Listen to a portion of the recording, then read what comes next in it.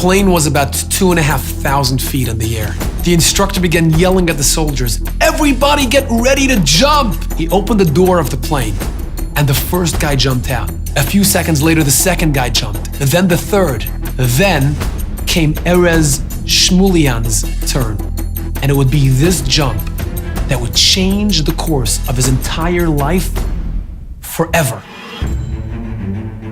It was 1994, and Erez was training to become a paratrooper in the IDF. One of the safety features every paratrooper in training has is this yellow cord called a static line. הרצועה הצהובה היא מחוברת למטוס. כשהצנחן קופץ, היא נמתחת, פותחת את התיק של הצניחה, והצנחן קופץ לשלום. But when Erez jumped off that plane, something extremely unusual happened. אני קופץ, באותה שנייה המטוס נכנס לכיס אוויר. הצנחן לפניי שקפץ, הרצועה חוזרת, ובאופן די נדיר מאוד, היא מסתבכת לי בכף היד. The plane was pulling upward as he was falling down. It tightened. נמתחת.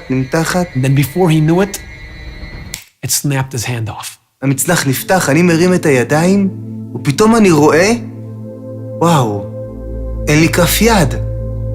Miraculously, they found his hand, they brought it to the hospital, and after a 14-hour surgery, they were able to attach his hand back to his wrist.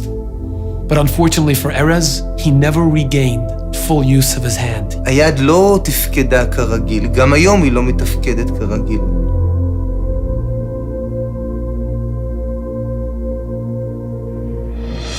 Fast forward 7 years, 2001, during the Intifada. Erez Shmulian was married with a kid living in a settlement called Har Bracha.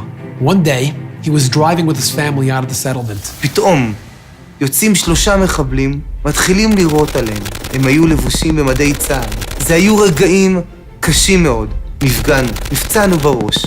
דם ניתז לכל עבר. He looked at his wife was covered in blood. She was already saying Shema Yisrael. He looked at his kid was covered in blood, yelling, screaming, and crying. He thought of speeding up and getting away, but there was a car blocking the road. The only option he had was to turn the car around and escape back to the settlement. But if any of you have ever driven on those narrow Israeli roads, you know how difficult and time-consuming it can be just to turn around.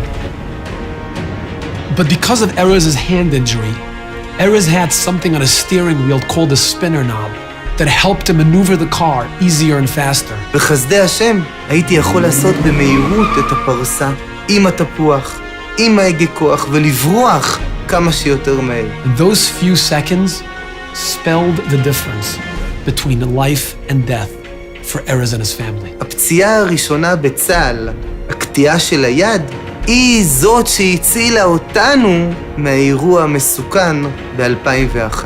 If not for his hand injury, he never would have had the spinner knob, and he never would have been able to get away in time. אם זה לא היה, אינני יודע מה היה קורה.